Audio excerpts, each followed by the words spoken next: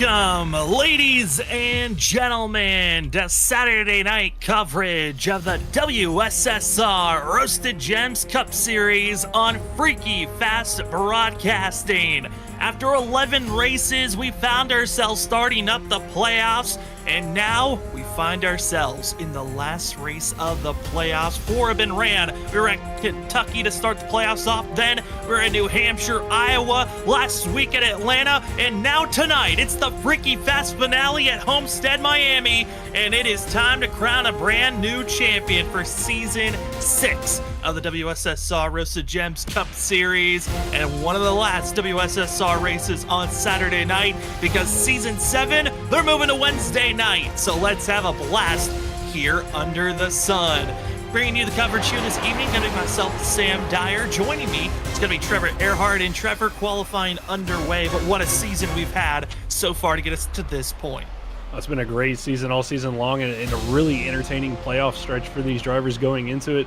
Vincent Sora missing the first race at Kentucky kind of opened the door for who we thought was going to be our champion in Zach Hall, but struggles throughout the playoffs for him has brought into the picture that of the 67 of Larry Yingling to, in his return back to WSSR, to potentially pick up his 3rd championship here tonight at Homestead.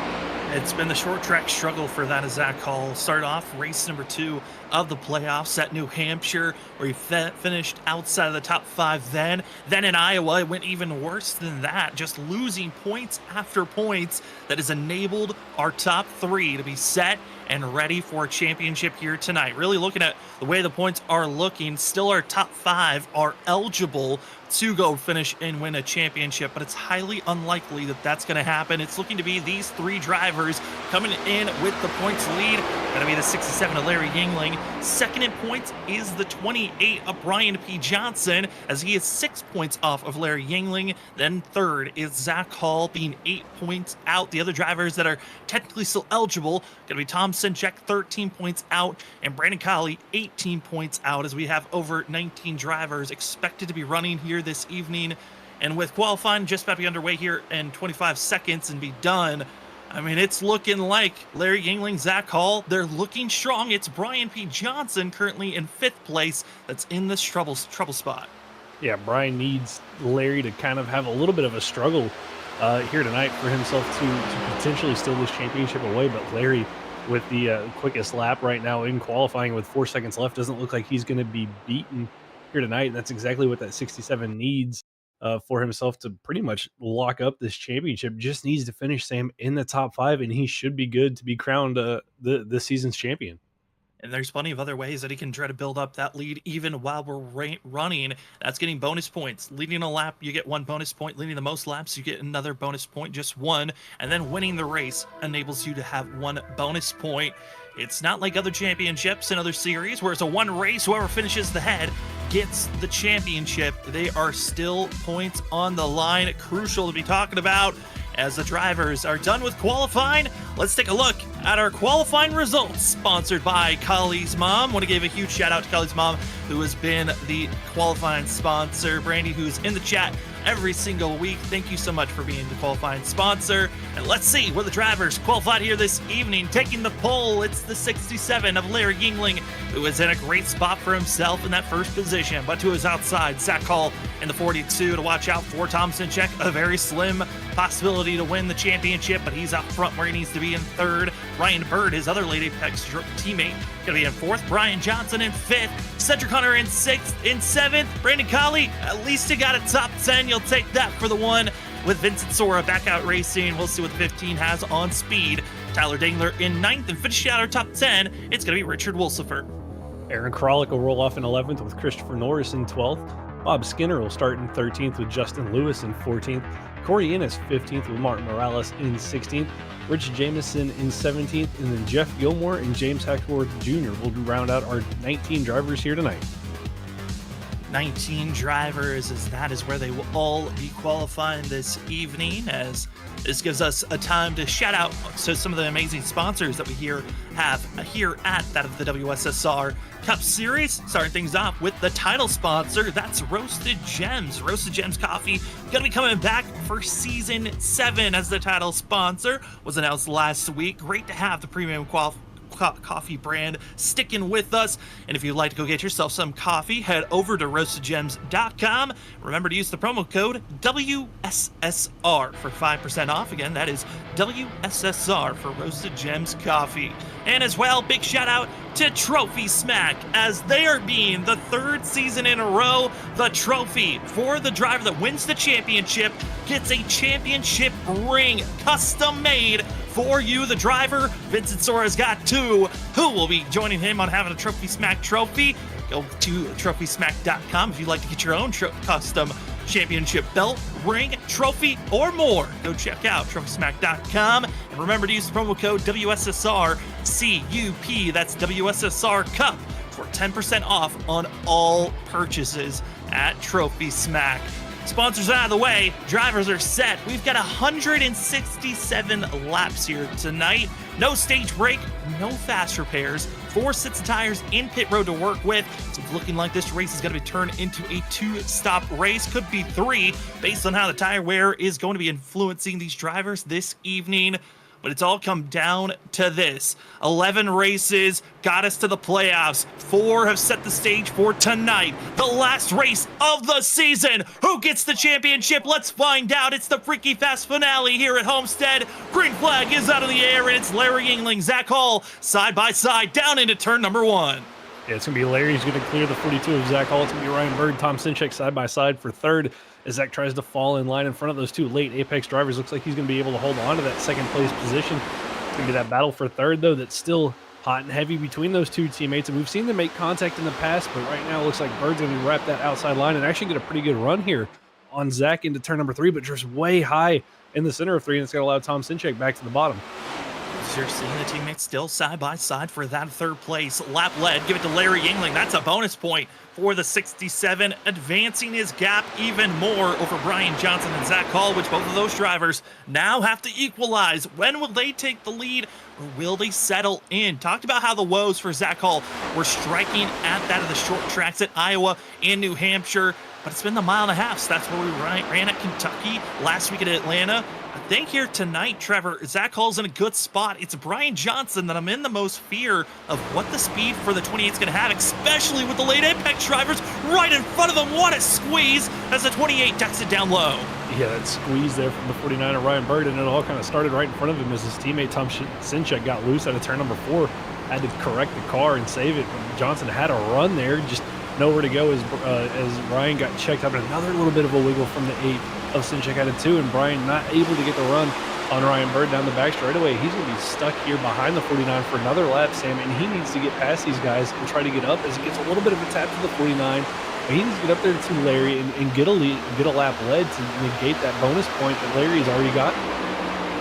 We've seen the drivers changing up how they want to attack this course. Brian P. Johnson looking very strong in the center of the corners, while Ryan Bird, on the other hand, willing to back off on his pace, but trying some different strategies on how they want to run around this course. As that run off the corner, take to the top, finding the speed, and Brian Johnson to the inside and trying to make the clearance as the 28 moves up to 4th position. Some drivers, though, moving very aggressively through the ticker board, and that's going to be the 19. Tyler Dangler seems to be having some internet issues, but one driver does miss out on the start. Rich Jameson, who's going to be your 19th driver here tonight, misses out on the start. We are down to just 18 here this evening on track. Yeah, it's unfortunate for Rich Jameson there to miss having internet issues right before the race even started, so not able to take his grid spot and take part here tonight. And that's just one less spot, for these drivers to potentially get some points advantage on one another with that car being out of the races right here. You can see that the 07 there, Justin Lewis, Richard Wilsford, and the 38, Christopher Norris, all nose to tail as they come out turn number 4 with, I believe, Justin Lewis picking up both of those spots, past the 56 and the 38, as he marches a little bit ahead and tries to run down the 15 of Vincent Sora, who's back for the first time since, I believe, the 2nd race of this chase format. Yeah, Vincent Sora missed out on the very first race, was back for race number 2, and then he's missed the rest of the playoffs as he was just too far back on trying to win and go for the championship for this season. But it's great to see the 15 car out there on track. The 07, though, Justin Lewis, our biggest mover so far on course, up 6 positions after getting by that of Richard Wilsford and Christopher Norris. 07, very known for being aggressive in the early portions of these races and willing to get as many positions as possible, then banks on a caution to get some fresh rubber and stay out front. I would say here, Trevor, it's not looking like he's advancing as much as you hope, but still up 6 positions, a massive gain here in the first 7 laps. Yeah, not a bad gain for himself. He started in 14th up to that of 8th position, trying to run down Vincent Sora, and using that high line, trying to build that momentum and keep that momentum up for himself. Is back up front. Looks like Brian Johnson able to get around the 8 now of Tom Sinchek. He's been working on this thing for the last 3 laps, just hasn't been able to clear Tom. They've been side by side, and they're slowly catching Zach Hall, but this is just allowing Larry to continue to pull away. He's about got a second lead over that of Zach Hall as Brian finally gets that move done out of turn number 2. Is Larry maybe being too aggressive? Looking at the lap times for these drivers, their fastest lap, Larry has got the fastest one with a 33.5 second lap time. The next quickest would be Brian Johnson with a 33.5, but Zach Hall almost running a 33.7 as his fastest lap. He's been running very consistent lap times, and he has been on the saving side for his tires, while Larry has been on the more aggressive. He's running very close to his fastest lap once again. Yeah, weird to see that from Larry being that aggressive on his tires this, early into a run. Typically, he's one of the few, he is one of the few drivers that tends to go a little bit easy, save a little bit of tire. But here tonight, maybe feeling confident in the information he has gathered through practice that he can be a little bit more aggressive, as he's about a 10th quicker than that of Zach Hall, as Zach's kind of taking a more passive pace. But here comes Brian Johnson, who's running similar lap times to Larry, looking to the inside of Zach Hall down the back straightaway. Trying to make this pass is the 28 machine for that of Brian Johnson. Came into tonight being 6 points back. And we were being told before this race started of different tiebreaker situations, because this race is based off of points and not like your traditional, format of having kind of a bracket play of drivers being eliminated throughout the playoffs. Instead, this season, it was a chase format, meaning you have 5 races. It was all about who could accumulate the most points at the end of those 5 races. If we see a tie between Larry Yingling and Brian Johnson would take the tiebreaker, because it goes from most wins, and if you're tied on most wins, which if Brian wins and ties on points, they would go over to Brian because he has more second place finishes than Larry Yingling. So Larry has to make sure he either wins tonight or make sure Brian doesn't get himself in a victory lane. Yeah, for Brian, I think it's an uphill battle for himself. He'll need to win, which is 1 bonus point, need to lead a lap, which is 2, and then probably need to lead the most laps, which would be, the max 3 bonus points he could get. And then Larry would have to finish, based off the math, would have to finish 4 spots behind him, so almost would have to finish in that of 6th position, Sam. And I don't see that happening here tonight for that 67 machine, just based off the speed that we've seen from him throughout this whole playoff run.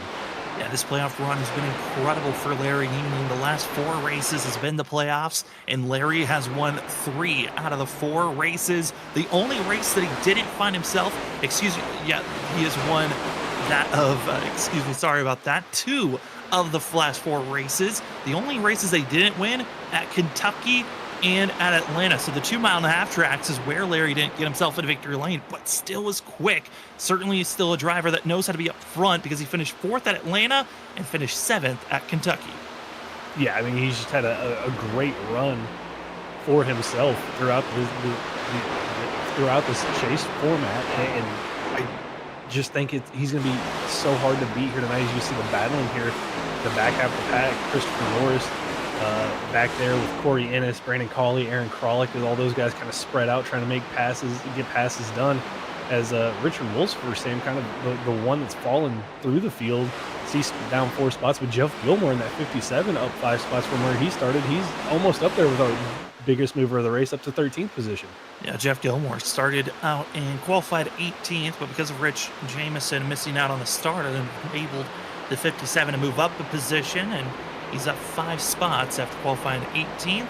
57, moving up decently quick right now, trying to keep a good pace, and a lot of the drivers from about 4th back to 13th running pretty similar lap times, but it's this cluster right in front of the 57 that's giving me some nervous feelings as you've got Corey Ennis, Christopher Norris, that Brandon Colley stuck in 11th place with Aaron Kralik. These drivers trying to keep themselves from getting too loose. Been seeing a couple of drivers. I think that's what happened to Richard Wolfsberg, got broke loose off the exit of the corner. And here at Homestead, very easy to make any slight mistakes, especially when you're 16 laps into a run. Yeah, you don't want to. Ooh, this Collie has a big wiggle there off of turn number 2, and that's kind of the things that you don't want to have happen for yourself, and that, not good on the tires. And these cars notoriously hard to catch when they start sliding like that. And Collie with a great save there. Another wiggle though as he catches the apron through 3 and 4, and Aaron Kralik back there just licking his lips, waiting to see if this one car is going to make another mistake and when he can make this pass. But if a mistake happens and you're right on someone's bumper like he was, you're obviously going to be in bigger trouble than the driver that's slipping and sliding, because you don't know if that driver is going to make any mistakes and maybe slide back up in front of you, go down to the grass. It is hard to predict for these drivers. I think that's where Aaron Kralik moved up to the outside lane, trying to give himself some more air on the front nose, just in case he needs to make some invasive maneuvers. The driver that's trying to make his way forward, Christopher Norris, who's been going back and forth with Corey Ennis for a while. He was battling with that Justin Lewis a couple of laps ago. The 07 is making his way forward. Let's head back even deeper in the field. Tyler Dangler, Mark Morales, as well as Bob Skinner, all having their runs deeper in the field. This is the back half of the group that's just trying to stay connected, still within 7.5 seconds of our leaders. In this race, again, no stage break. They could be thinking about trying to save fuel to turn this race into a clear 2-stop and also make sure they've got the tires to do so. Yeah, for Tyler, I think we mentioned it at the beginning, suffering from a little bit of internet issues, had to drop all the way back here to 15th after starting inside the top 10. And Martin Morales trying to move up through the field, get passed here by Bob Skinner. And that could be a very possibility for these guys after having that issue, and these guys here in the back could be saving a little bit of fuel, trying to make this a complete 2-stop race and not have to make it a 3-stop, depending on their fuel mileage. And Sam, something they're going to have to worry about, and we saw it, I believe, last week in Atlanta, the auto fuel system that iRacing implemented for these cars. You might have to be careful about if that's checked on or off, because we could see drivers run out of gas like we did last week.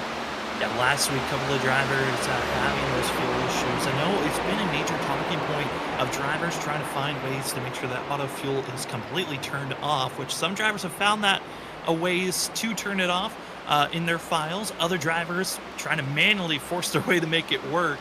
So it's going to be interesting here this evening on how that's going to change up drivers trying to go for those 2 stops and when they're going to force drivers to come into pit road. As have gotten word about Rich Jamison. Sounds like he is having some computer issues. It's been having some issues connecting with iRacing, and he has called it a night here this evening, and as well called it an evening running with the WSSR. It's been a pleasure to cover you, Richard, throughout this season. And Rich Jamison, we hope the best in that 86 moving forward. As you look in 6th place, it's going to be the 13 of Cedric Hunter, currently trying to get moving forward as he's got Vincent Sora right on the back bumper. Yeah, Sora to the inside here of the 13 of Cedric Hunter. Interesting not to see Cedric moving, up through the field. He's stayed steady where he started, possibly losing a position here to the 15 of Vincent Sora. This is one of Cedric's favorite racetracks, and just kind of surprised Sam not to see that 13 machine moving up toward the front of the field, but could be a situation where he's just riding around here for the first little bit of this race, getting some data on how the car is going to handle for himself before they make that first pit stop and then make a march toward the front later on. Yeah, I think also comes around the fact that the drivers up front were being so aggressive on their tires. It's kind of odd to see those that have been very aggressive on their tires still have really good pace. 23 laps into this run, and still are some of the fastest drivers on track. Either, to me, that seems like the fresh air is that important, or maybe the tire wear isn't as egregious as we thought. As I'd like to take a look at what the weather's looking like, because kind of we're talking about it under practice and qualifying just slightly there, Trevor, of how hot this track is. And it's got even warmer since practice. The track temp was around that of 123 degrees to that of 124 degrees on the track temp. It is now climbed to 131 degrees Fahrenheit. It is warm, toasty, and these drivers dealing with a lot in that factor, as it's only in sim around that of 130 currently, as we're almost seeing 3 wide back here for that of 9th place. Yeah, in the middle, the heat of the day here, in these low-profile tires do not like heat, so you're building a lot of heat in the right rear. As Aaron gets a little bit loose, gets a bump from the one of Brandon Colley, but saves it. Did you see the smoke down the back straightaway? Great save there from Aaron Kralik. And that's the thing with these tires, when you get so much heat into the right rear, they snap loose like that. And perfect example, in the bump from Brandon Colley didn't help. There was just nothing the one could do there with the 01 getting loose like that. Brandon Colley immediately over the radio saying sorry to Aaron, not wanting to show that he was trying to get into the 01 on purpose. But let's run on board with Aaron Kralik here and get a sense of what it's like, really trying to keep that steering wheel straight as much as possible, letting the car turn on its own. And Trevor, that was looking pretty neat and tidy. There was a lot of movement on trying to make sure that wheel, when that car got moved around through the corner, but obviously right now Aaron Kralik looking good and steady until you get to the center of the corner where he really starts to work that wheel. Yeah, you saw the wheel through the center of the corner, running the outside line there, and can be the fast way around here. The nice thing about Homestead, having that multiple grooves, you can run the top, you can run the bottom, you can run the middle, and again here at the top, trying to keep the momentum built up in these in this race car, and you can just see him having to work the wheel, slight little corrections to the right, and the big one there as he goes over the hill out of turn number 2, you can see him have to crank the wheel back to the right to keep it straight. But I mean, that's a lap around here, a lot of wheel input for a 1.5 mile racetrack. Trying to keep as much speed into these vehicles, and for some drivers, they are working the wheel like crazy. Others trying to find a steady spot where they can just set the wheel and let the car turn that direction and way. It seems to be drivers having an issue deeper in the field, and it's the 56 of Richard Wolsifer spinning out on the exit of turn 4. He is just getting moving. The 56 snapped loose, got into Tyler Dangler, and there was no yellow flag thrown because the 56 got spun around without any oncoming traffic, but that is complete destruction to the 19 as he is dealing with some front left damage that's going to force him into pit road. He's got a required damage flag as well to the 56 of Richard Wolsifer. He's got required damage. Both drivers needing to head to pit road. Yeah, tough break for both of those drivers. And honestly, Sam, surprised that didn't cause a caution, even though there was no oncoming traffic. I mean, the 56 was stopped facing the wrong way on the front straightaway right underneath the starter stand. But iRacing deemed it safe, and looks like Tyler already got his 19 machine down pit road. Richard Wolsifer using the access road to get to pit road, so he's going to get down pit road with no further incident. But rough start, here 29 laps in for both of those guys here tonight. And that was something I was just about to bring up. Homestead, a track where, yes, we're seeing some handling issues kind of popping up here as we're closing in on 30 laps into this race. Yet to see a yellow flag thrown. But also due to the fact that the field is as small as it is, and a lot of these drivers are pretty spread out, it's the middle of the field where drivers are having the biggest issues. And speaking of issues, the one just having a scare at turn 2. That is the second or third time that Brandon Colley exited turn 2 has been a trouble spot for himself. And I gotta say, Trevor, this is looking a lot more nerve-wracking for these drivers as this run continues on. They're expected to go 60 laps on fuel. I don't know if they're going to be able to make it that far. Yeah, it's going to be really interesting to see how these cars are handling in another 30 laps when this fuel load gets burned off, and what the tire wear is going to look like for these guys, seeing how much they're already sliding around. And it's that little bit of a hill on the exit of turn number 2 that really kind of upsets this race car, where we've seen a lot of these guys have issues. So we'll see if that can, or how much worse it's going to be for these guys as this run progresses. And battling happening up front for our top 3, Zach Hall, Brian P. Johnson. Brian has been able to catch and pass Zach Hall. Well, Zach Hall taking that position right on back for second position. And Brian, now he'll have to worry as 42 skitters away. It's now the 8 of Tom Sinchek trying to get the late Apex machine into the workings for a top 3 potentially this evening as we're 31 laps in. Will we have a caution flag thrown, though, here this evening? This track has been known to bring out races where it can go flag to flag without any yellows. The question is will tonight be one of those nights? As update for the drivers that have required damage, Richard Wolsifer had slight required damage, as well as Tyler Dangler. They've both been able to get their repairs done, and Richard Wolsifer is back out on track. Tyler Dangler deciding to get all of his optional damage repaired. We'll see if the 19 can get back out there on track here shortly, as we continue to look back off the bumper of the 42 to Brian Johnson, and Tom Sinchek thinking about poking the nose, but he gets loose behind the 28. Yeah, trying to keep that low line and get the power back down for the 8 of Sinchek, and has a little bit of a moment there to turn number 4, but Brian Johnson saying, I think he used up everything he had to get past out of Ryan Bird and Tom and Zach to try to run down Larry, and just was not able to do it. Now really starting to struggle as Zach Hall's been able to get by, and Tom's trying to close in, but looks like Tom's starting to struggle a little bit on corner exit in that 8 machine. And I'll tell you what, the driver's slowly sneaking in on all of these drivers. The man right there on screen, the 15 of Vincent Sora. Vincent Sora, last time by, was the fastest vehicle on track. We'll see this go around as drivers, based off of their fastest laps, running about a second to about 9/10 slower than their fastest lap. Not as much tire drop off as I was expecting to see, but here's what some of the drivers and how drivers are advancing forward. Once again, it's Vincent Sora flying quick, the fastest vehicle on track, still the 15.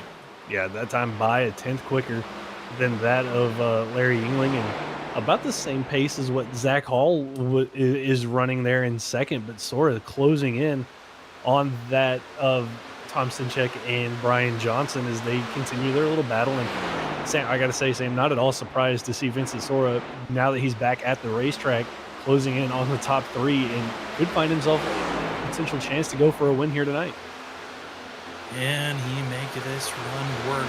Is Vincent Sora trying to close in on this group, get a couple of more good positions, maybe grab another win to top off a fantastic season where if maybe he didn't miss some of the playoff races, he would have been one of the bigger threats to watch out for and challenge that of Larry Yingling. And also update for the battle for the lead. Talk about how it's that of Vincent Sora. We're going to keep our screen on the 15 because this battle's about to heat up. But for Zach Hall, Vincent Sora running so similar on lap times. Zach Hall is closing in on Larry Yingling, so we will have a challenge for the lead here shortly, most likely in the next 10 laps or so. But Vincent Sora, too, is going to be the back bumper of Tom Sinchek. Sinchek continues to run that middle lane as Vincent Sora gets a clear path, and he looks so smooth off the exit of the corner there for the 15, who noses ahead to get to 4th. Yeah, you can see Tom still have a little bit of a wiggle in that middle groove. Out of turn number 4, Sora really planted there on the bottom and gets the pass done here through turn number 1, and out of turn number 2 now sets his sights on the 28 of Brian Johnson, and then he's got the 42 of Zach Hall and Larry Yingling. And that time by, Larry and Zach ran similar lap times, but Zach's got that gap now down to under that of a second, so still slowly closing in. And when he gets there, if Vincent can get clear, I mean, this might bring the 15 into this battle, and we might have a 3-way battle for the lead, Sam, before we get to pit stops. Highly likely that could be something to be seen. As looking at some of the other drivers, some other close battles that are going on. Another one building up for 6th place. That's Ryan Bird, late Apex driver, who's being caught by Cedric Hunter. Hunter, who's lost this position to the 49, and I'm surprised. You talked about it, Trevor, earlier on how this is the 13's favorite track. I think a lot of people had high hopes for Cedric Hunter to perform here this evening, and his speed has just not been there. He's lost a lot of time, and now just fighting to stay inside the top 10 could be the real battle for the 13 machine by the end of the night. But a pretty decent gap between himself and Christopher Norris back in 8th place, but Cedric Hunter no longer really looking like a threat to run down Ryan Bird. Yeah, it's just really surprising. I mean, I've seen him spin, out of the lead on the first lap out of turn number 4 and then come back and win a race here. So I know he really enjoys this track. Know he's got the speed, just maybe not comfortable in this next gen car around here tonight. It's kind of what it's looking like as he tries to close in on Ryan Bird, but like you said, he's got a good almost a 4-second gap back to that of Christopher Norris, so plenty of gap behind him as he tries to work on the 49 of Ryan Bird. Run on Ryan Bird now, the gap less than 7/10. Zach Hall, Larry Yingling. Larry pulled away, put down some of the fastest laps out of anyone here this evening in the first cup handful of laps, and he's been trying to find a good pace to save these tires. Zach Hall, on the other hand, has been saving since the start, and we're now starting to see that long run pace. And Trevor, this is looking pretty good to what we saw from Zach Hall last week at Atlanta. Looked very strong in the first run, but can he continue to have this great long runs pace for the rest of the race? 40 laps in, we're about 20 laps away from our first green flag pit stop, and Vincent Sora has now moved up to 3rd. Yeah, it's going to be interesting from Zach. I mean, this is almost exactly reminiscent of what we saw last week at Atlanta with him running down the 67 of Larry Yingling throughout the course of pretty much all the long runs, apart from the last one where he went a little bit too hard too early to try to cut back into that gap. Now, the question I have is Larry going to pull a little bit of a different hit strategy compared to everybody else like we saw at Atlanta? Will he be one of the first of our leaders to pit? And if so, when is he going to make that pit stop, and will it bring everybody else with him? I mean, I feel like if you're these drivers in second, third, I got a feeling for Vincent Sora and Johnson, they're most likely going to be some of the first drivers to hit pit road. I mean, Brian, currently that last lap was 2/10 slower, did get passed by Vincent Sora. I think that kind of attributed to that slower lap. This might be a much better equal running to see where the 28 speed's at, but Zach Hall is now within a half a second each lap. 1/10 goes down.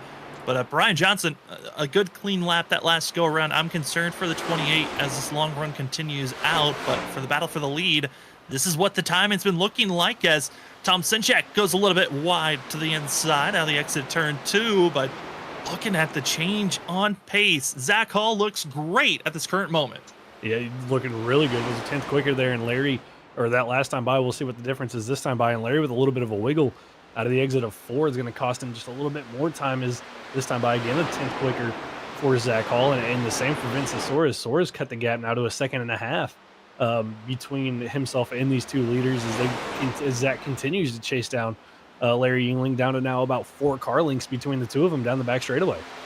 What speed will we find with Zach Hall if he able to make this pass quickly and efficiently? We do have one driver that's going to make a scheduled stop, and that is going to be Justin Lewis, hitting pit road on lap 44 as our leaders start lap 45. Zach Hall right on the back bumper, needs to lead a lap to equalize, then needs to lead the most laps, get that extra 1 bonus point, win the race to get a 2nd bonus point for yourself. That could help assist if Larry Yingling slips up this evening and falls out of the top 5 and gives a chance with out of the 42 and the 28 to try to steal this championship away from the 67. Larry Yingling came into this season, never ran these Gen 7 Cup cars before. It was a complete learning experience for the first about 3 or 4 races the whole entire season. But man, did he hit his stride when this playoff started. And now trying to go for championship number 3 of the WSSR Cup Series. I mean, I think it'd be a dream season for Larry. I mean, what more could you ask for? You come back to the series after taking a couple seasons off, brand new race car. Yeah, you get your first win in your 3rd race, I believe. He came from his first race was at Texas, where I believe he got a 3rd place, or he got a top 5 for sure at Texas, and then wins at Nashville, and what would have been his 4th start of the season, and then has just been on a blistering pace since then, especially in these playoffs. And here tonight, I mean, looking good again, 47 laps into it. Zach Hall has caught him, so the long run pace advantage definitely to the 42 and the 15 over this 67. But I think Larry just went a little bit, harder than everybody else. Is he's going to pull over and let the 42 go right here? Yeah, maybe a little bit of that lack of experience on how this vehicle is going to work on the long run, but we know the 67 can evolve throughout a race and really find that speed later on in the evening. So Zach Hall doesn't want to show all of his hands too early, but on lap 48 leads a lap. And now Zach Hall trying to pull away because a driver that's less than a second away, you see him getting bigger in the background in the white and black machine. It's Vincent Sora. The last 2 seasons, the 15 has won the championship as he is closing in quickly on our top 2. Yeah, I'd like to say I'm surprised, but not surprised at all to see Vincent Sora, battling up here in the top 3. I mean, even after having, 3 or 4 weeks off, I mean, still one of the quickest drivers in the league, and showing that again here tonight as he's caught up now to the Larry Yingling and Zach Hall, and now Zach's in the lead. Sam, I mean, Vincent Sora, that was a clean lap for Zach Hall, and for Vincent Sora, still a 10th quicker than that of Zach Hall in the 42 machine. So that 15 machine is flying 49 laps into this race. Vincent Sora, his pace was slightly slower than Zach Hall's pace when he started this race, and now he's reaping the rewards of being patient, letting the race come to you, recognizing this first run and all these runs here this evening going to be taking a long time, settling in, finding your own pace, and Vincent Sora now making it a half a second difference between first, second, and third on top of one another. Is these three drivers. Zach Hall looking for his first ever WSSR championship. And he's been searching for a lot of seasons to get multiple wins just in a season, let alone hunt for a championship. Was Zach Hall. His driver hits pit road. That's Aaron Kralik in the 0-1. But Larry Engling, Vincent Sora, the two-time champs, are bearing down on the 42 as Kralik gets himself some pit road issues mixed up. Also some other battles on track. You've got this one on screen for 6th place. Ryan Bird, Cedric Hunter. Hunter has fought back for the 6th position. Yeah, finally caught up to the 49 of Ryan Bird, and looks like Ryan's going to let him go here through the center of 1 and 2. Tuck in behind that 13 machine as Cedric gets a little bit loose. The 49 of Bird gets a little loose, but had a massive run. Just nowhere to go, but he's going to duck it now to the inside, continue that run, and get back to the inside of the 13 of Cedric Hunter. So Hunter's going to try to fight back here on the outside, see if he can pinch that 49 machine through the center of 3 and 4 and continue his momentum off the top side as both of them have a little bit of a wiggle out of 4. And it's going to be a drag race here down the front straightaway. Ryan Bird going to have to nose ahead to take that position on the lap. When we talk about pinching, it's through the corners, getting very close to the driver, to your inside or outside. You get extremely close, especially for the outside driver. You pinch down, you get as close as you can to the driver, to the inside groove, not allowing them to get back into the throttle, and almost some contact there for the drivers, exiting turn 2 and on the back stretch.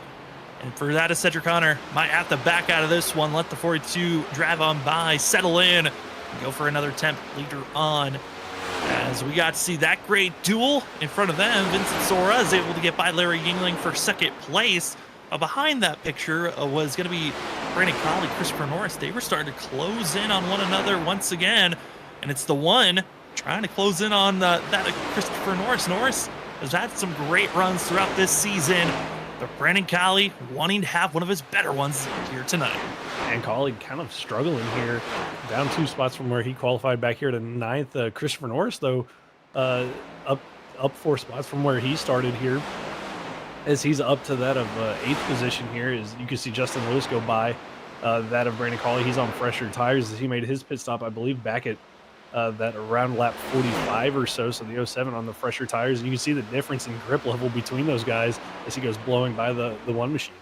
Another driver who's made a pit stop. That's going to be the 91 of Mark Morales. Is Bob Skinner, 10th place runner, 82. Made the playoffs.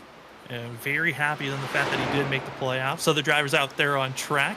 You got James Hackworth Jr., known as one of the drivers that is the calmest throughout the racetrack. Might not be one of the fastest, but always a joy to have out on track is Hackworth Jr. As that of Martin Morales makes the move on the outside. Fresh rubber taken off. And the driver up front coming into pit road. First of our championship drivers that are up front, it's Brian Johnson. Hits pit road for 4 tires and fuel. Yeah, not surprised to see that Brian's going to be one of the first ones on pit road of our leaders. As here comes Larry Yingling in the 67. He's going to be the second one of our top 5 to come down pit road. And you know, with how aggressive Brian was at the start of that run, not surprised to see him be one of the first ones, and along with Larry, to come down pit road as well, to get fresh tires and get back out there. Joining in with Larry as well, going to be Tom Sinchek in the 8 Apex 8 machine behind, you see, as Zach Hall continues to stay out for another lap. As Vincent Sora trying to close in, and you know, Trevor, we talked about it last week at Atlanta. Zach Hall had such a quick long run pace, but decided to pit earlier than everyone else. Kind of was shocking to see. Well, he stays out for another lap. Vincent Sora now hits pit road, and Zach Hall could be in a troublesome spot here because he's staying out a little bit longer than I think you'd want for these drivers on these tires. I think he's got to come in this time by to negate the damage that's going to be done by that of Larry and Brian on those fresher tires, and see what he can do. I mean, he's going to have the advantage of having about 2 lap fresher tires in those two, as it looks like he is going to bring that 42 machine down pit road. And you got to get it slowed up here and get to pit road speed. Cannot afford to have a pit road speeding penalty on these pit stops. But you know, not a bad call. He's going to have a little bit fresher of a tire advantage than those guys that already pit. But I wonder how much time he's going to lose to that of the 67 and the 28 that are on those fresher tires. And joining Zach Hall, Cedric Hunter in pit road, going to be leaving us with Ryan Bird, Christopher Norris, Brandon Colley still out on track, James Hackworth Jr. and Jeff Gilmore still needing to come into pit road to make their first stop. But it's looking like with everyone coming in at this time, a lot of these drivers might be aiming now because you can go 67 to 68 laps on fuel. Tires, on the other hand, we've seen kind of change when you want to come into pit road, maybe a little bit sooner. Might be seeing drivers try to turn this race into a 50 to 59 lap run on how far you want to go, which means we're going to be seeing pit stops around lap 100 to 110. Should be our next stops as Ryan Bird and others still needing to come into pit road, as we are actually going to take our first commercial break of this evening. Thank you so much to everyone who's been joining with us on your Saturday night, watching the WSSR Roasted Gems Cup Series. It's the championship race. Who wins here tonight for the Season 6 championship? As here at Homestead, it's been a good one. Thank you for joining with us again. We're going to go side by side so you don't miss a thing. We'll be right back right after this.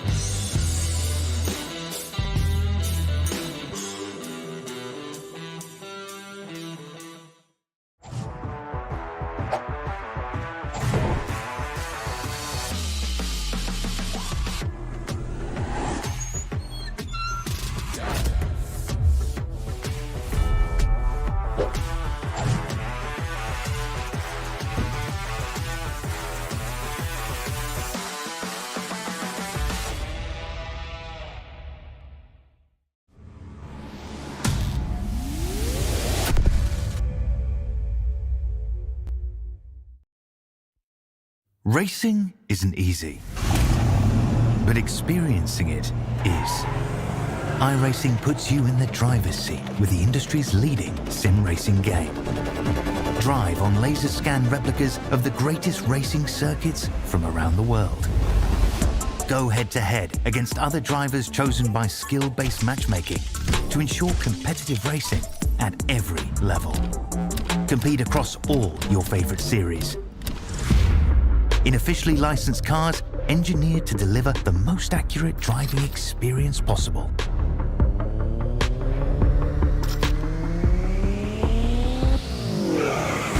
Join a race or host your own with players from across the globe.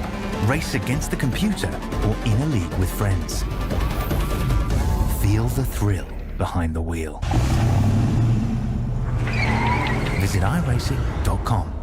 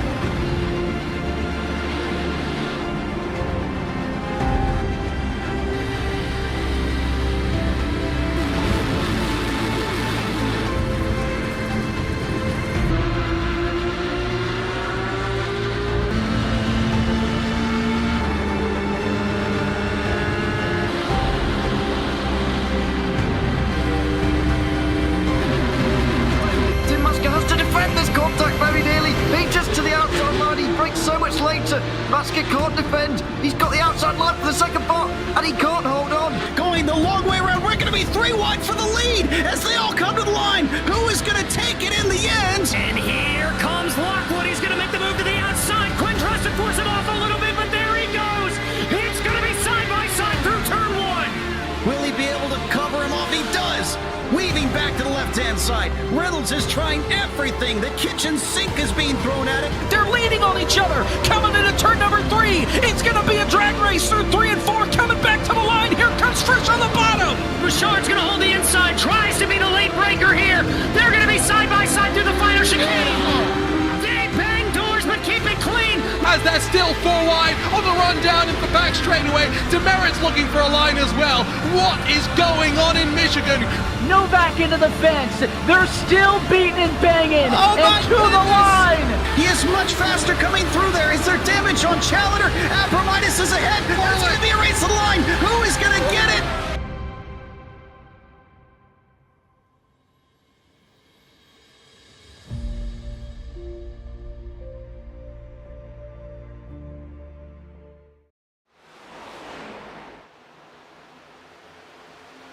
Welcome back, ladies and gentlemen, to the WSSR Roasted Gems Cup Series. It's the championship race, the last race of the season, as you're watching the FreekyFast finale at Homestead.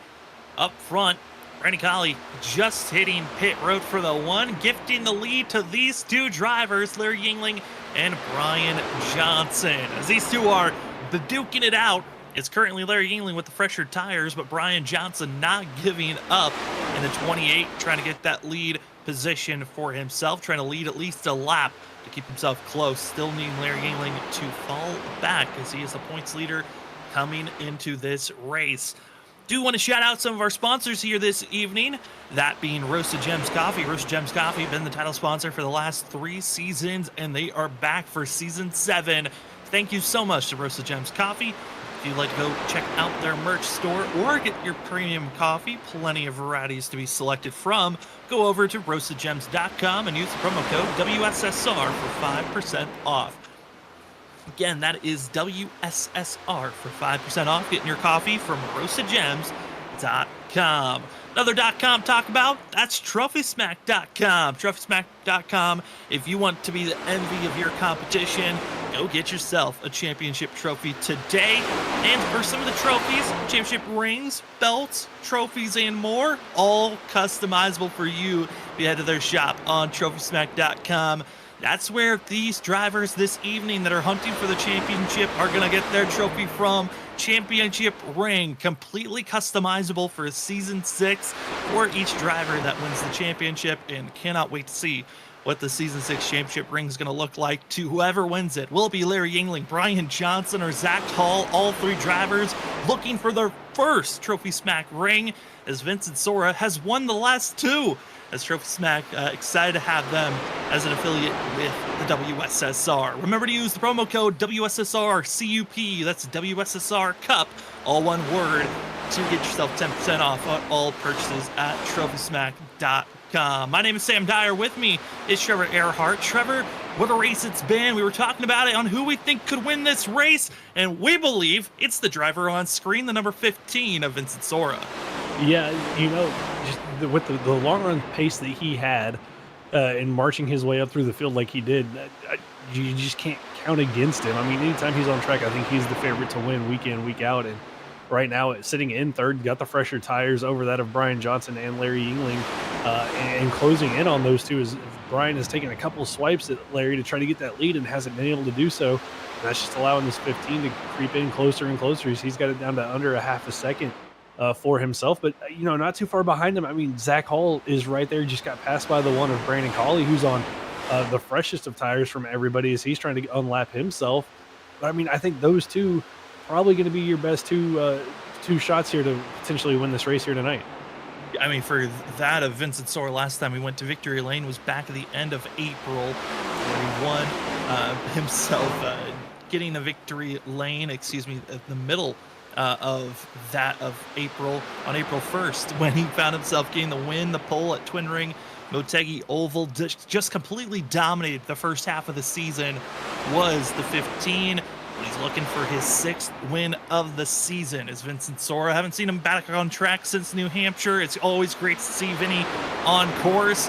But look at the drivers that are in this shot. All the drivers on screen, drivers that we thought had chances for a championship, and everything changes now. It's our first caution of the day. It's the 07 of Justin Lewis, parked in the bottom of 1 and 2. Yeah, Lilski gets it spun back around. Not sure what happened to Justin, but that's going to kind of throw a wrench in the strategy plan here of everybody as you see the leaders go high around the 07 as he gets that machine righted for himself. But bad break there, Sam, for Brandon Colley, who was only, he was just a couple laps from unlapping himself. as you see right here, and it's the 01 of Aaron Kralik and Justin Lewis who make contact. And not surprised, as those two have raced close with one another pretty much all season long. And both drivers very aggressive, trying to make the passes against one another. Kralik having 5-lap fresher tires, as well as Christopher Norris having extremely fresher tires. They were trying to get by Lewis, and drivers thought they were clear. They weren't.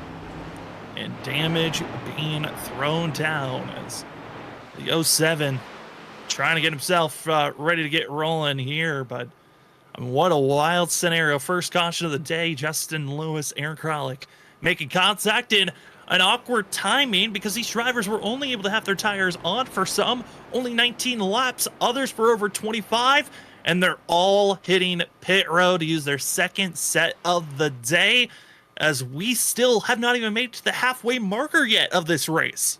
Yeah, second set, and they only had 4 sets extra for the race tonight, so you're using your second set, and you know, there's still, Sam, there's still going to be 18 cars out on track, so there's still potential for some late race drama in having to use a set here, and you're still going to have to make one more pit stop. I mean, that tire strategy could be a thing late into this race if we get a late race caution. Rennie Colley expected to get the lucky dog for the 1, so he'll be have to start the end of the line on this next restart. His tire's not too poor off, as he was only out there for about 6 laps of green flag racing. For Larry Yingling and everyone else, pit stops in, done. What a time to have that caution flag thrown as drivers getting back out on course. This is actually going to give us a moment to talk to maybe one of our drivers here out there on track. And why not talk to the driver that's feeling the most confident with speed, should still be our leader after all this run, Larry Yingling. We'll see if we can chime into the 67 up into the booth. Larry, it's Sam and Trevor up in the booth. You got us? Yes, sir. Well, Larry, you find yourself being up front. You've been the most dominant car of the evening on the short run. The long run looks to be the struggle spot, but man, how's it feeling out there for yourself? Oh, it feels pretty good. Throughout the week, I was struggling a lot. Center off felt pretty loose, and with these tires, I just never felt comfortable. But this race room, it's a lot more grip. But later on in the run, I felt a lot more tight entering the corner, and that's when Zach got me. This last run, the center off felt good, just like the first part of the run, or our first run of the race. But entering it felt a bit tighter. So I think my long run pace will continue to go down, but I'm not really exactly racing for race win, so that helps. I mean, Larry, what is your mentality here tonight? You came in with a pretty good points gap coming into this. I mean, what is your plan here for the remainder of this race? 4th or better. If I can somehow end up leading the most laps, and 5th or better. I mean, Larry, that seems like a solid plan. We'll send you back to your team, but good luck, and hopefully be talking to you at the end of the night. Thank you, guys. As that is going to be Larry Yingling, part of the FreekyFast Racing crew. Been getting a lot of advice from that team throughout this season. And now into this race, Trevor, as we were talking with Larry, interesting thing I've been looking at, the weather. It has been dropping dramatically in the cloud coverage. You've seen the track get very dark. The clouds have helped this track dramatically. This restart is going to be so different from the rest of the race because these drivers were dealing with over 125 degrees track temp to up to 134 degrees track temp. It's now less than 120. This is going to be a very cool restart to see because the drivers having a little bit of extra grip to work with fresh rubber. Yeah, it's gonna be crazy to see the difference in how these cars are going to handle with it dropping 10 degrees like that. I'm assuming it's going to get a little bit cooler throughout the course of the remainder of this race, so you're going to have a little bit more grip. You can go a little bit more, go a little harder than what you originally were able to do, but that could be detrimental for some of these guys. And could cause them to burn their tires up a little bit quicker than what they anticipated with the track changing the way it is. That's something I'm also curious about. How is the track temp if the cloud coverage moves on and we get a lot of heat baked in this track again? Will drivers that were too antsy really tear up the tires early on, or can they make it last a little bit longer? Let's find out. Pace car lights are off, about to make the hard left-hander to pit road. Here we go. It's the Freaky Fast finale at Homestead for the WSSR Championship as we are back to green flag action. Larry Yingling, that of Vincent Sora, trying to make the hard, aggressive move and some blocking action. As a 67 wants the white line, he'll get it as they roar through the center of 1 and 2. Yeah, I was afraid there that Vincent might get to the inside of Larry, and Larry might have tried to block him all the way through the entry of turn number 1. He could have gotten himself in some trouble, but makes that block nice and clean there, gets in front of the 15 and stays in front of Vincent Sora there, who moves himself up, or stays up to second to me, third place battle with Zach Hall, Brian Johnson, who are side by side. Cedric Hunter now to the inside of Tom Sinchek. That's going to be the battle right behind them for fifth and sixth position, as Zach and Brian and Tom and Cedric all still side by side going into turn number 1. Third on back, stacked side by side, about 2 rows deep, as Larry Yingling trying to pull away. This lap going to be given a lot of information on how aggressive these drivers want to push on these first couple of laps. Still the track temp much cooler than it was before. Still slippery though. If drivers push a little bit too aggressively with this extra grip in the first handful of laps, it can be costly for the long run later on in this evening. But across the line, Larry Yingling continues to lead more and more laps and diving it down low. We're going to be seeing Ryan Bird thinking about getting to the inside of the pink machine of Cedric Hunter. Able to get to the quarter panel, but that lap goes in, and Larry Yingling, Vincent Sora putting down some of the fastest laps of the day, a 33.4 by both drivers. Yeah, almost identical lap times from both of them. That last time by, just showing you the track's got a little bit extra grip. You can get the speed out of the car, but you cannot sustain that speed over the course of the run. I mean, you will. Drivers having issues, and it's the 01 of Eric Kralik, who almost takes out Brandon Colley. Other drivers sliding down below, and it is drivers scared of what speed's in the course, because I think for some, they got too giddy getting back on the throttle because of that extra grip. Yeah, it looks like that's exactly what happened to Aaron. She tried to get back into the throttle. Out of 4, got loose, saved it, almost took out the one of Brandon Colley, but got it lowered down, had to take the access road through 1 and 2, so a lot of time lost for Aaron Kralik, but no damage to the race car, and just that little bit of extra grip from the track pulling off. Drivers trying to be aggressive, get everything they can, and that little bit of a mistake cost the 01 a lot of time there. Another extremely fast times being placed in, top 3 all on top of one another. And that of Brian Johnson putting the fastest lap in. He put a 33.2. The track temp cooled off, has given some extra life to these drivers on the pace that they can put down. But in the other side of things, the track has gotten heated up just slightly. It's already come up 4 degrees since the restart. And with the heat climbing, Brian Johnson moving up to second.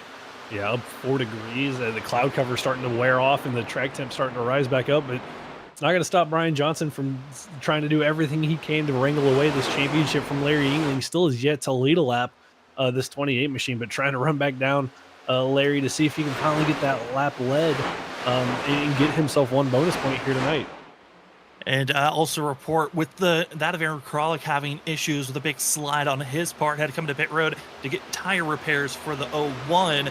Richard Wolsifer required damage again. Another broken toe length for the 56 as he slammed the outside wall off the 4. Didn't catch that on the camera, but it looks to be a day done for Richard Wolsifer as his spotter is pulled out and it looks to be done for himself.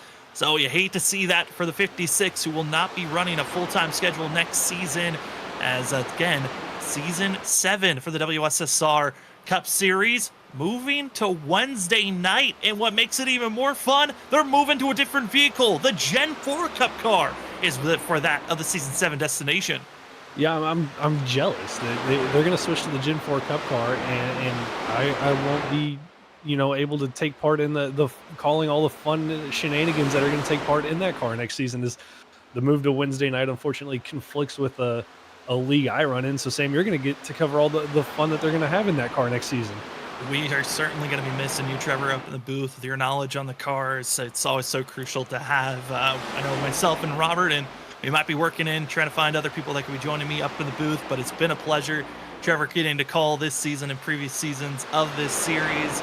And cannot wait to see how this tonight is going to conclude, because it is looking good. Larry Yingling, Brian Johnson top of one another, Vincent Sora, but to crown a brand new champion on our last Saturday of the WSSR. But it's not the last Saturday of this year for us. We still have one more Saturday race to cover. And Trevor, I know you won't be in the booth for next week's race, but you will be on track, and I'm excited for it. It is our Gamers Outreach 600, our charity race, our second of the year and our last one of 2023. If you'd like to be a part of this as a driver, better sign up now. Sign-ups, believe, are just about to close if you are going to be joining in on the fun on Saturday, June 10th. Charlotte is the track. Gen 4 Cup cars for 400 laps, 600 miles. I know a lot of drivers just got done with a lot of Charlotte running with the NIS and other Charlotte races that go on with iRacing, but hey, one more to go, and for a great cause. If you can, share the link. Our Tiltify is with a direct link to the charity if you would like to donate, or just share the link. And if you'd like to race or just be involved with our community Discord channel, head on over to the community Discord channel that we have, where you can go get more information on our charity race. Thank you to everyone that's already signed up, those that have already donated, and for those that have already shared. Thank you so much to all the help to help out for our second charity race of the year. Again, Gamers Outreach next Saturday.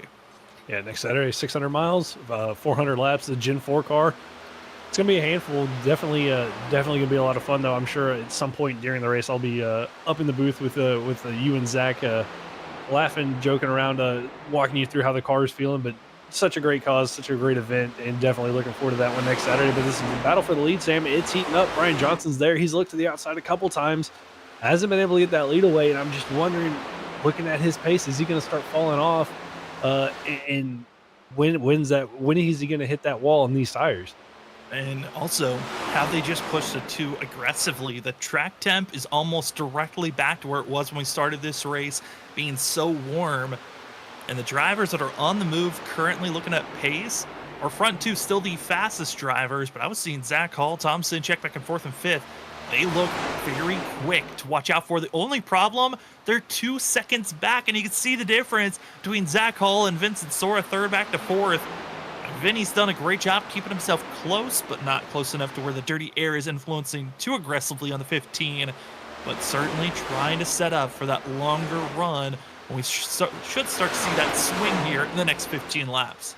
Yeah, I think Zach's going with the same strategy that worked for him there at the beginning of the race. Go easy the first little bit of the run and then reel these guys back in. But I'm kind of worried for him because Vincent Sora, who was equally as fast as him during the course of that first run, able to stay up here with that of Brian Johnson and Larry Yingling. So when those two do hit that cliff and the 15 and the 42 kind of take over on the long run speed, I think that's just going to give the advantage to the 15 of Vincent Sora, who's already up here behind the two race leaders. Yeah, I mean, sitting as close as he is, it's going to help out 15. The question also looms of, did Vincent Sora maybe be too aggressive on these tires in the early runs, or does he have enough speed to keep himself close? Because Vincent Sora wasn't saving tires. He was just being just as aggressive as Larry Yingling and Brian Johnson. It's just Johnson being slightly more aggressive than the other two in the top three. So I'll keep our eyes out on Zach Hall as well as Tom Sinchak and maybe some others deeper in the field as this run continues to pressure on. Other great battles that are happening on track is battling back for 6th place. That of Christopher Norris, Cedric Hunter, Ryan Bird, and Mark Morales having some great runs from 6th back to 9th. Yeah, Martin Morales having himself a really good run up inside the top 10 in that 91 machine, up 7 spots from where he qualified. But right now, it's going to be Cedric Hunter looking to the inside of Christopher Norris, as it's going to be that battle for 6th position. But Norris with the better run out of turn number 2, able to hold off the 13. But Ryan Bird right there waiting to see what's going to happen with those two, see if he can pick up a spot. Martin Morales there as well. And Brandon Colley, who got the lucky dog not too far behind those guys, trying to close in to see through at the 7 of Corey Ennis, who's a lap down in between him and the 91 of Martin Morales. And for that of Brandon Colley, touching on him, one of those drivers that decided just to top off on fuel because he had to take the lucky dog spot. As drivers throughout the field trying a lot of different battles going on. We're going to be going back and forth because there's great battles all around. Battle for the lead is still side by side as Martin Morales trying to find a way to close in on these drivers that are inside of the top 10 for 8th, 7th, and 6th. So close to one another, but just can't find that extra on speed to get by or even set up for a pass as Corey Ennis looks to be settling in for the 7 behind the 91. Yeah, Corey Ennis just needing a caution to get the lucky dog get back on the lead lap. Looks like he's got decent speed in that 7 machine, just unable to stay on the lead lap through that pit cycle there, and found himself trapped a lap down, but having a good run for himself in 12th position as it is. But Sam, I'm just impressed with Martin Morales. Typically we've seen him run toward the back half of the field, but having himself a great run here tonight, running in 9th.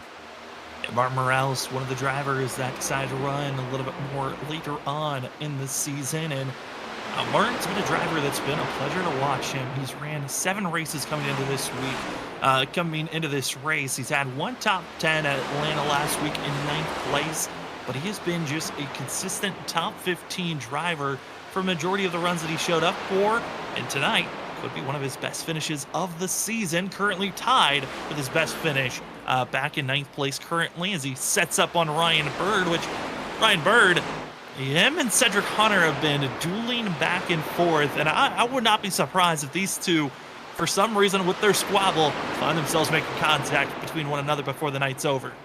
Yeah, I almost thought Ryan got into the back of him there through 3 and 4, but didn't quite make contact with him as Ryan's been a little bit aggressive trying to get around that 13 machine. Just hasn't been able to quite to get that run built up and get by him. Up front, though, it looks like Brian Johnson's starting to struggle a little bit as Vincent Sora is able to get to his inside as that battle for second is going to heat up here in the next lap or so. We'll see if Vincent can get by, but back here again, this is where the majority of the battling is going on as Ryan Bird still looks for a way around that 13 of Cedric Hunter. In line, staying as a group, and this is the big thing that we were talking about earlier on. Kind of surprised on how long the short run speed can keep up with these drivers. Seems like short to medium speed can stay close for about 20 to 30 laps, and we're right in the middle of this stint of these drivers, about 23 laps on this set of rubber that the drivers are working with. The one Brandon Colley, the only driver that's on older tires by about 4 laps. He is topped off on fuel and he's still keeping it close for the one, even with that slightly difference on tire wear. But all these drivers about to be starting to see that swing of who's got the better long run pace. As right now, it looks like everyone's still staying pretty equal as we're 100 laps in. About to be coming down to our final 67 laps of the season. And what a season it's been so far. We've got 3 drivers still in the hunt for the championship. Larry Yingling, Ryan Johnson, Zach Hall. But with how these drivers are running currently, Larry Yingling would become the first 3-time champ of the WSSR Cup Series. Yeah, it would be the first 3-time champion. A little bit of an update on the battling up front as we continue to watch this battle back here with Cedric Hunter and the 49 of Ryan Bird. Vincent Sora able to get around the 28 of Brian Johnson and now looking to the inside of the 67 of Larry Yingling for the lead. That 15 machine, Sam, it's about that time that the tire wear starts to go from that of the 67 to favor the 15, and it's starting to show here as he continues to look to the inside of the 67 of Larry Yingling down the front straightaway. Yeah, the battle for the lead still hot and heavy. It's that of Vincent Sora, like we said, made the pass for second, now to the inside for the lead. And Vincent Sora kept himself patient, kept close with our lead pack, and now going for the swing. But don't look too far away because Zach Hall is on the charge. Same for Tom Sinchek. They've ran about 1/10 to 2/10 faster than our top 3 for the last 4 laps. And Zach has cut down the gap to the lead position by over a second already. The 42, he's now in the tough spot because he's got to make these passes and make sure he doesn't wear out these tires any extra. Yeah, he's got to get around Brian and Larry and then try to run back down or try to run down Vincent Sora. And I mean, I was looking at the lap times and they were running similar lap times. And then Vincent, now that he's cleared, Larry and Zach's got to get through this traffic. It's going to favor the 15 and he's going to pull a little bit of a gap over that of Zach Hall once he starts trying to pass this traffic. But definitely going to be interesting here in the next 5 or 6 laps to see what kind of pace that 42 has to get around that of Brian Johnson and Larry Yingling. Looking at their lap times this time by, for Zach Hall, that of about a 10th quicker than the 28 and the 67 and a similar lap time to that of Vincent Sora. So the 42's got the pace, Sam, as he continues to close in. And having to close in, keep it close to Vincent Sora. It is really the duel between those 2 drivers.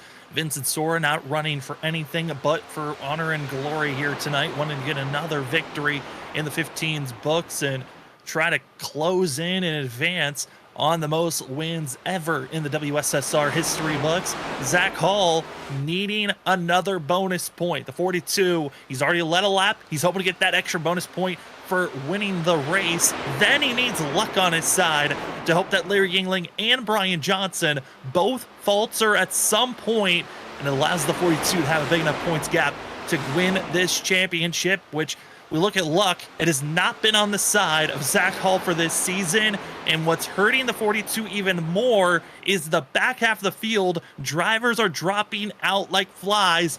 We did not get to see the 86 of Rich Jamison start the race. Richard Wolsifer, Aaron Kralik, Tyler Dangler, and Justin Lewis, all within the last 15 to 20 laps, have called it a night. We're down to just 14 drivers out there on course. Yeah, that's just not what Zach Hall or I think for that matter Brian Johnson want to hear tonight. As more drivers, as the drivers dropped out, it's just less points that Larry has the potential of losing to them for the remainder of the race. So kind of just securing that position for the 67 is, I believe Zach Hall's caught the 28 of Brian Johnson and is actually going to look to the inside here at a turn number 4. Just doesn't quite have the momentum. Let's see if he can out drag him here down the front straightaway into turn number 1. Drag racing to turn number 1. The battle for third is Zach Hall, Brian Johnson. He might be see. Well, Zach made the pass. Center of 1 and 2. The 42 keeps this position. Will we see a switch back from Johnson? He had the outside run at exit turn 2. Wasn't able to keep the pace. And Zach Hall sets sail with protecting his tire rubber.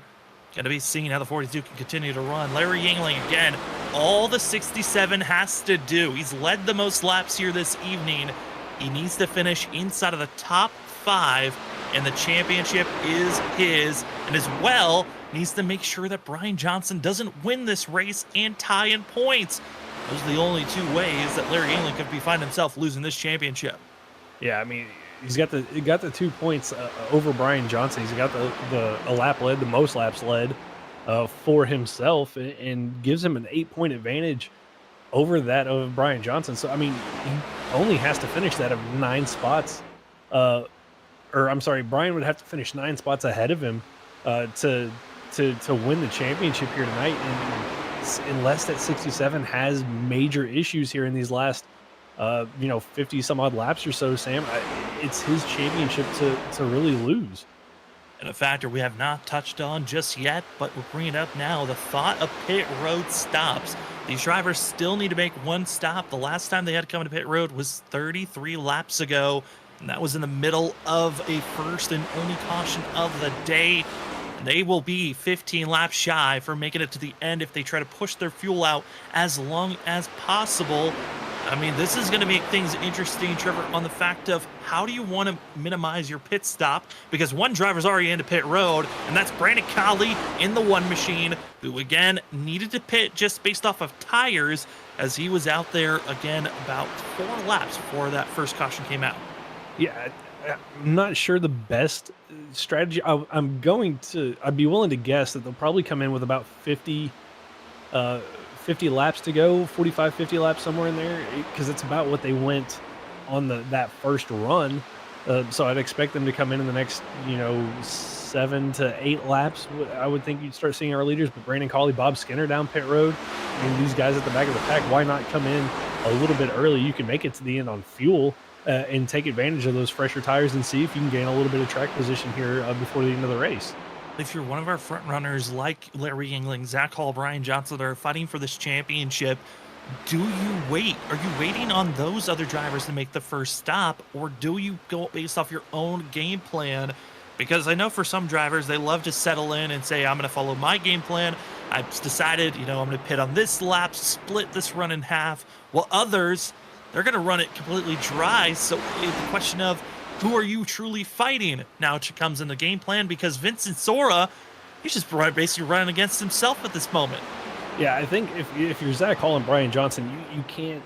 You have to do something different than the 67 machine, and that's exactly looks like what's going to happen here. Zach Hall is going to be the first one of our top 5 to come down pit road, and not a bad call from the 42 machine. Why not do something different to see if you can steal away a win here? Zach Hall saw those tires smoking when he hit pit road. Is he going to get caught with speeding? Looks to be all right for himself.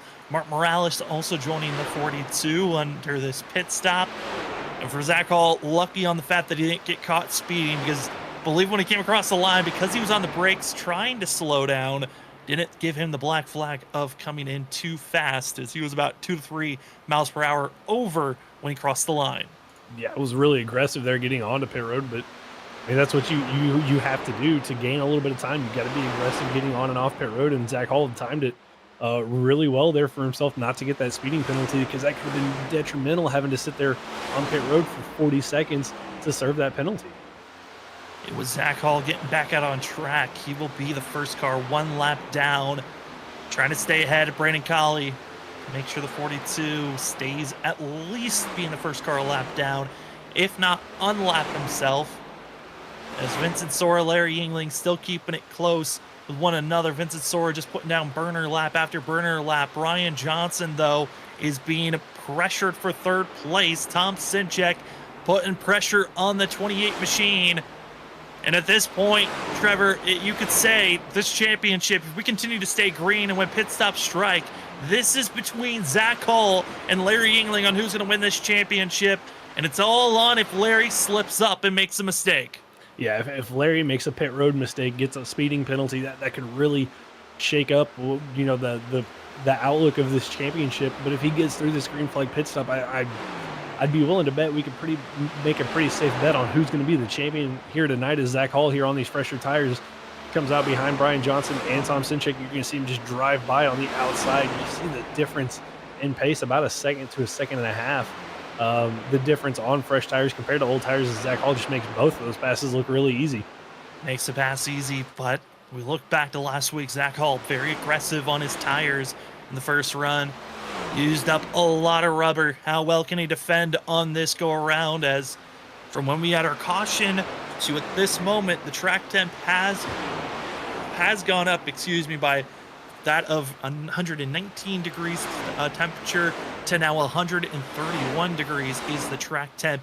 So keep our eyes on that as Brian Johnson has hit pit road. Larry Yingling continues to stay out. And I'm a fan of this, Trevor.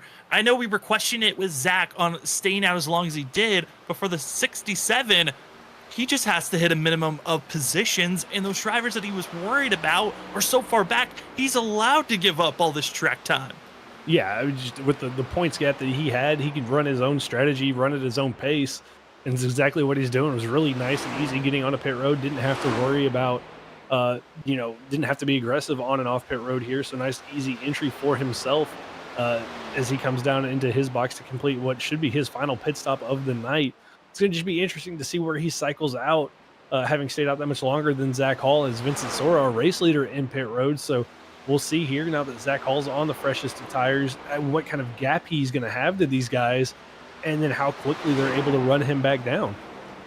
Currently looking at the difference between Zach Hall and Brian Johnson. Now Johnson was losing a lot of time, even between drivers that were on the same set of tires. And the gap is over that of 4 and almost 4.5 seconds between Zach to back to Brian Johnson. The issue, Larry has slayered himself smack dab in the middle of those two. The difference between Zach Hall, Larry Yingling, 3.8 seconds as Larry is back up to full song, and the championship run is on. Larry is in the perfect position. As other drivers are having issues, the 38 of Christopher Norris, bad run out of the exit of turn 4, smashes the inside pit wall, who is currently our leader. He has to go another lap around in the 38 machine, as he is pretty badly damaged. Is Norris, as Cedric Hunter enters pit road, and Zach Hall try and take the lead. I think Norris was trying to enter pit road there side by side with Cedric Hunter, and just missed the commitment there, and then hit the bump at the bottom of turn number 4, got the car upset, got into the inside wall. So should see the 38 come down pit road this time by, but luckily for all our leaders, was able to keep that car straight, didn't cause a caution, because that could have really shaken up the running order. And now it's down to the cat and mouse game. How fast can Larry Yingling, who's got 5 lap fresher tires, then Zach Hall catch up to the 42? Well, we will come back and give you the rundown. We are coming to our final 40 laps of the race here this evening as we go side by side one more time. You are watching the WSSR Roasted Gems Cup Series. It's the championship race of Season 6 for the FreekyFast finale at Homestead here on FreekyFast Broadcasting. My name is Sam Dyer. With me is Trevor Earhart, Robert Murray Jr. in the background. Thank you so much for joining with us. We, again, are going to take a quick commercial break. When we come back, who's getting the championship? We'll be back in a few.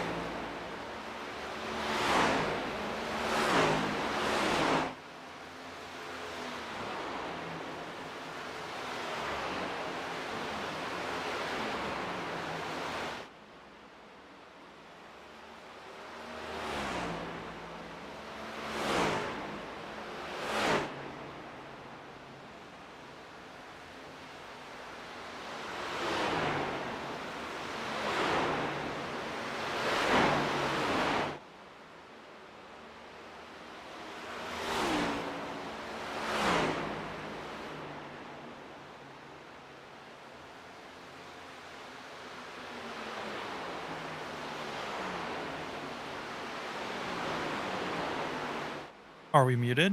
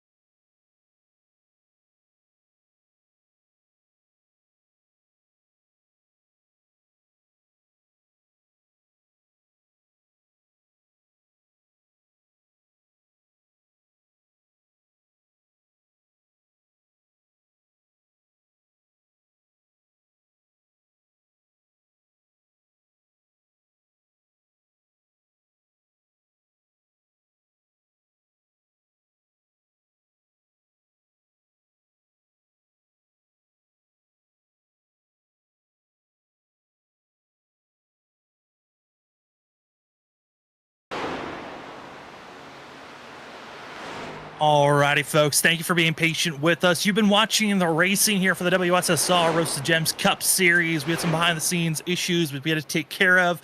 Thank you once again for your patience. Currently, right now, Vincent Sora is leading the way. Championship drivers Zach Hall, Brian Johnson, Larry Yingling, all on top of one another, back in second position.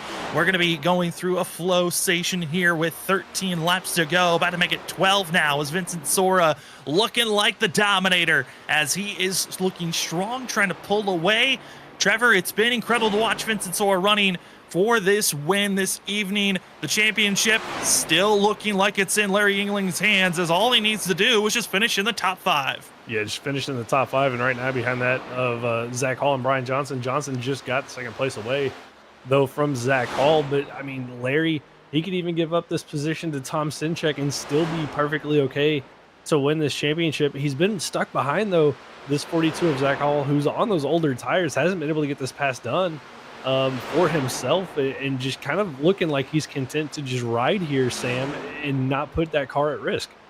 Yeah, not trying to stay in risk in any fashion. And I know when we talked to him under our second commercial, our second caution, got to hear how that of the 67 was kind of feeling on attacking this. Felt like it was a lot more patiency is what he wants to have. But when you have fresher tires, you'd like to get more aggressive. 11 laps to go before we crown a champion here this evening. You're watching the FreekyFast finale at Homestead. And for Brian Johnson, yes, he's ahead of Larry Yingling, but it's a points battle. Larry, believe because of the amount of laps that he's led here this evening, should get the most laps led. He's led a lap. Doesn't look like a win is in the picture, but those 2 bonus points are massive. One of the 2 equalizes with that of Zach Hall and Brian Johnson, but that means he gets a 1-point buffer, forcing Brian to have to be at least 7 positions ahead of Larry Yingling, and forcing Zach Hall to be at least 9 positions ahead of Larry Yingling. And we only have a total of 9 drivers on the lead lap at this time. Yeah, for Larry, it's just keep that 28, the 1 car in front of you, and you'll be perfectly fine. And he said he was going for a 4th place finish. That's where he wanted to be. right now in third, but I tell you what, it's this battle for fourth between Zach Hall, Tom Sinchek. Both of them have made contact a couple of times. It looks like Tom finally able to get that spot, but a little bit of a snap there on the exit of turn number 2, and Zach might have a chance to attack back here in 3 and 4, but just not enough momentum on those older tires to continue that fight with the aid of Tom Sinchek. Doesn't look like the fight is there anymore. Zach Hall old tires just no longer in a spot. It's Larry Yingling trying to make sure he keeps his sights close to Brian Johnson, because where he runs right now, a championship in the hands of the 67. Johnson, this is probably his best run he's had so far on the longer run. Driving dominating is Vincent Sora, who's 4 seconds ahead. I think there was no surprise once he came into pit road and how close he was to the rest of the field. He certainly was a driver top of the class this evening. Didn't qualify where he wanted, but the race speed and the trim is there.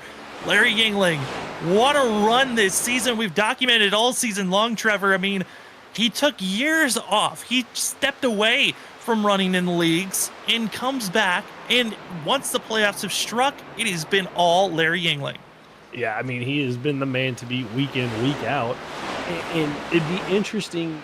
I'd be really interested to see if Vincent Soro, didn't miss Kentucky and was able to take part in the entire playoff run, where this championship battle might be between those two. But I mean, hats off. You can't say more about the performances that Larry's put in week in and week out in the 67 machine to put himself in this position to win his 3rd championship here tonight.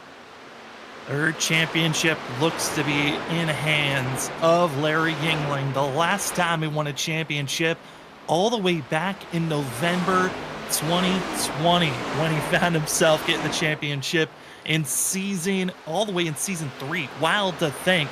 For the 67, took over almost a full 3 years to come back. It was 2.5 years. And then he was back in the wheelmanship, was asked, hey, come back. We got Vincent Sora. He's dominated for 2 seasons. We need the original 2-time to fight for a championship. As he runs in 3rd, about to fall back to 4th. That's okay. He can run any position he wants as long as he's in the top 6. And Larry Yingling continues to have to hold on as Tom Sinchek gets wiggly right behind the 67. Oh, that could have been scary for Larry if Tom would have been to his inside. That could have hooked the 67 machine, but thankfully Tom a little bit behind there had a big moment as he continues to try to run down Larry. But coming to 4 laps to go, Sam, I mean, the 67 machine looking to be that first 3-time champion. Zach Hall continues to kind of fall back here just a little bit on those older tires. It was a bold strategy call from Zach Hall. They got him up into the lead, but just wasn't able to hold off Vincent Sora, Brian Johnson, Larry, and Tom on those older tires. Thankfully for him, though, has a pretty good gap back to that of Cedric Hunter. So top 5 finish for that 42, looking like it's going to happen for him here in the final race of the season. I mean, Zach Hall, he's been trying to step up and find consistency all throughout the playoffs. You thought maybe he was hitting his right marks here at that of Homestead and was looking almost identical to what happened last week at Atlanta. Looked so strong in the first run, slipped up in the second, and it was the third that there was no speed there. The other drivers just had too much tire rubber over Zach Hall, which he needed to try something else. It just wasn't it here tonight.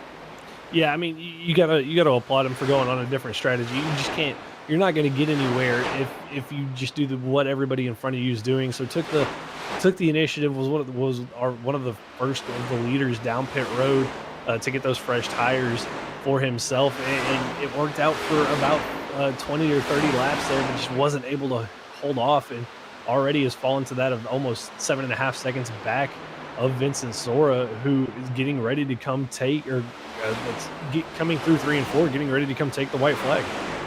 Coming around and about to get himself settled in, Vincent Sora trying to grab his 6th win of the season out of turn number 4. White flag is in the air. It is going to be a Roasted Gems white flag. Go use the promo code WSSR when purchasing at roastedgems.com.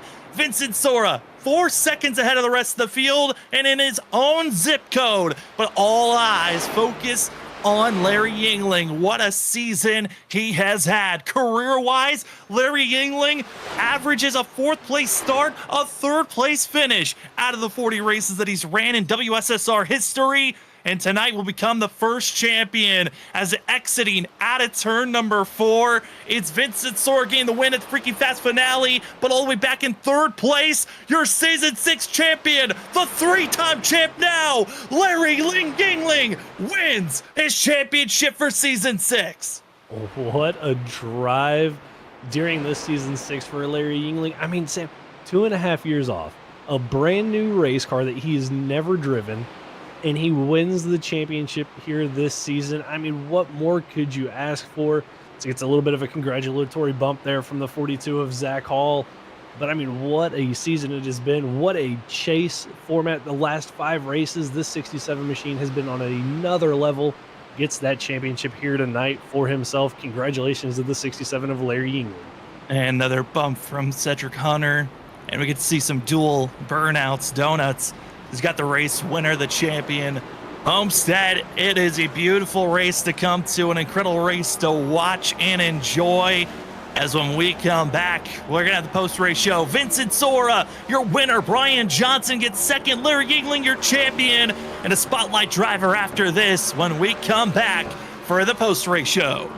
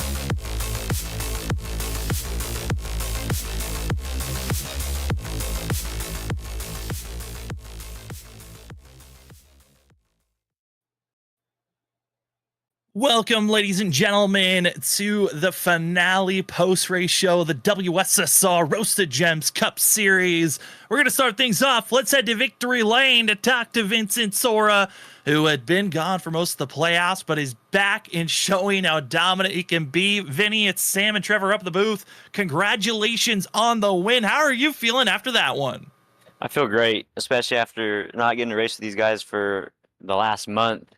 Just going out to Indy for the 500 stuff, and I had prom for one of the races. It sucks to get taken out of the championship because I wasn't able to show up, but it's pretty cool to still come out here and win. And what's probably going to be my last race ever here, unfortunately, just because the change of date and the time doesn't look like it's going to work for me right now. So I hate to lose racing with all these guys, and hate to lose racing for all you guys at FreekyFast, but pretty cool. I feel like I left my legacy here pretty strong, and I showed everybody tonight, so I think it's a pretty good way to go out. Vinny, it's gonna be sad to see you go, but definitely left a lasting impression on everybody here in WSSR. But I mean, walk us through tonight. I mean, the track temp we saw changed a little bit, and then it cooled off, got hot again. I mean, what was it like out there in the car throughout the course of the race? For me, it felt pretty good. I felt like I was on rails for most of the night, except for the first run. Early on, I actually got a little worried because the guys ahead of me started to drive away, and I was just trying to kind of get a feel for the car. But once I did, I passed Cedric, and I think it was Ryan Bird, and slowly just caught up to the leaders, and then I figured out what I needed to do and what the car wanted of me. And after that, I felt like I had a lot of confidence, and I just needed to do everything right on my part, have good pit stops, and play the strategy right, and I was going to get him towards the end. I mean, Vinny, it was a classic race for you in the way that you dominate these races. Certainly your history is well known in the history books with all the wins and championships you've grabbed. But before we let you go, the floor is now yours for any shout outs and anything else you want to say, as it's been a pleasure to cover you.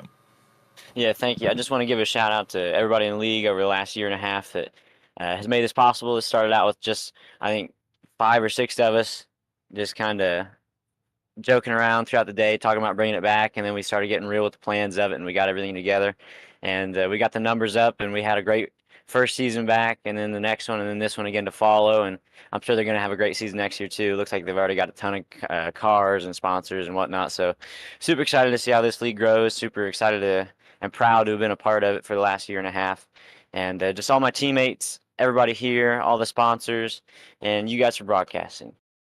Well, that is going to be Vincent Sora, your winner here at Homestead, your season 4 and 5 champion. Congratulations on the win, Vinny. Enjoy it, and it was a pleasure covering you here at the WSSR. Yeah, thank you guys. You have a good one. Well, from Victory Lane, let's head to the championship to go see that of the 67. Finishes 3rd here tonight, as we've got Larry Yingling with us. Larry, it's Sam and Trevor. Congratulations, you are the Season 6 champion and the very first in WSSR history to be a 3-time champ. Appreciate it. Yeah, definitely regular season, I definitely did not think I'd be in this position, but I definitely went to work before Kentucky on a lot of my weaknesses, and it was pretty nice. I wish Vinny was able to run all the races. It would have been fun to battle him, but yeah, it was pretty nice to do a 180 on my season. I mean, Larry, just walk us through. I mean, the entire season for you. You come back after a couple of years off in a brand new car. You got to win early on, but then you went on such a roll here throughout the playoffs to get this championship and your 3rd championship. I mean, what was the season like for you overall, and what were those changes that you found going in or coming into these playoffs? It was definitely a roller coaster ride. The first part was just a downhill roller coaster ride, but yeah, definitely long run pace I was not very good at in the regular season. And just going back to Texas, I wasn't in the league 2 days prior to that race, and be able to take the lead for some laps during that race was definitely a good confidence booster in me, knowing if one day I can figure out this car, maybe I can do something with it. Then just after that, I won Nashville.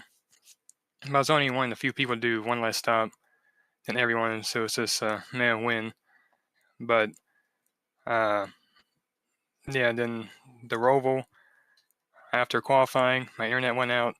Then I started from the pits, and then the USA, I got wrecked in a wreck early, put me in way in the back. In both those races, I had to give 110% just to give myself a chance. And within that, I found a pace I didn't know I had. And USA was the regular season finale, so that told me I had some pace I need to unlock. And I practiced a decent amount for Kentucky, and was able to do this great long run pace.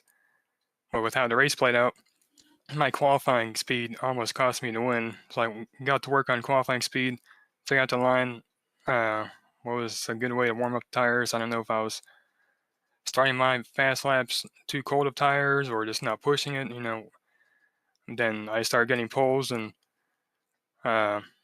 really just started to feel like in season 2 and season 3 just being consistent, and it'll all work out. Well, Larry, it certainly did work out. You found yourself being a 3-time champion. We just heard from Vincent Sora. He is not planning on coming back for season 7. Are you planning on coming back to season 7? Oh yeah, I'll be back. All right. Well, it's good to know that we're going to be having the past champion come back. Larry, before we let you go, the floor is now yours for any shout-outs. Well, I definitely made sure to write down everyone throughout the whole season, whether they're teammates the whole season in the Discord channel just for one race, helped me practice throughout the week, or just watched. But Zach Hall, Brandon Colley, Steven Stempian, Cedric Hunter, Christopher Norris, Bob Skinner, James Highcourt Jr., Tyler Dengler, Ryan Kelly, James Heater, Devin Brock, Vincent Sora. Big thanks to him, is right before Kentucky, I knew I needed help, and I asked him what he thought was wrong with me. If anything seemed apparent, he gave me some good advice on how he drove the car a little bit. Ray Rittenauer, Dylan Hale, Matt Quick, Levi Cox, Tud Cryer, DeAndrick, Mr. and Mrs. Haynes, James and Carolyn, and massive shout out to Kevin Hash for all the help he did with me in the playoffs. I definitely wouldn't have found some of the speed I had if it wasn't for him. And my friend James told me before Kentucky, if I just listened to Tupac's All Eyes on Me before qualifying, it would help a lot, and I think it helped. And for my sponsors throughout the season, Muffin Sports Cards and Port City Cards, be sure to check them out on Instagram if you're interested in the card collecting world. And last but not least, thank you guys for broadcast each and every week.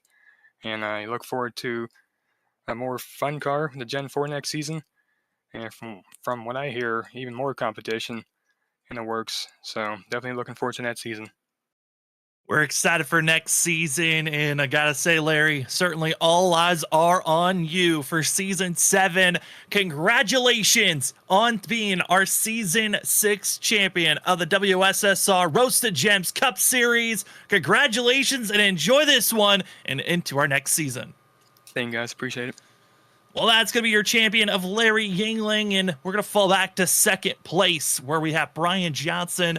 Brian's going to fall short in second place, but still a strong showing for the 28 machine. Brian, I know this isn't where you wanted to be. Still, you get second. You come away going to be second in points, going for the championship. Man, how are you feeling with the whole entire season as a whole?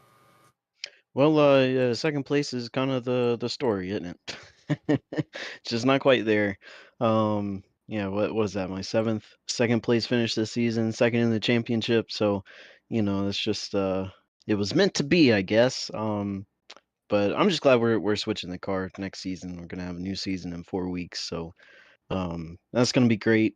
Don't have to worry about a car that relies so much on clean air and tires that don't really matter all that much, and it's going to be much better next season racing wise. That was kind of the frustrating thing the whole season, is that it doesn't really matter what you do, just as long as the guy in front of you is just mirror driving, it doesn't matter, you're not going to get around him. So yeah, I mean, it wasn't as fast as I was hoping to be at Homestead, but that was probably where I figured I would be running. Homestead's not one of my better tracks, especially when it's kind of a single lane race. So, really, really hard to get anything done out there. So, but yeah, Second place is cool. Congrats to Larry. He definitely deserves it. He was the most consistent one through the second half of the season. So, congrats to him. And yeah, like I said, we'll just move on to next season. Everybody starts at zero, and hopefully that Gen 4 card treats me right. I mean, Brian, is there anything you can take from this season, this runner-up finish, and take it with you going into next season? I know we know the Gen 4 Cup car is a completely different animal, with the way it drives and handles around a racetrack. But I mean, is there any confidence, any momentum you can take from this going into the start of next season?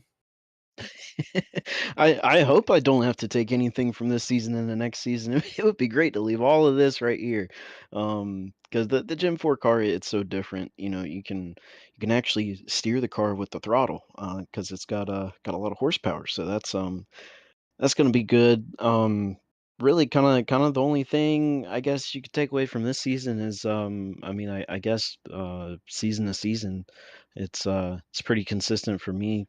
You know, won the championship season one, and then the other, two, three, four, five, and now six, finished either second or third. So, you know, still doing things right, but just not coming out on top, which is going to happen sometimes. But next season, I guess if I just keep doing what I'm doing, but maybe a little bit better, and with the Gen 4 car, mistakes matter a lot more. In this car, even in practice, I was running behind somebody and he hit the wall in front of me. I couldn't even get around him because it didn't even matter.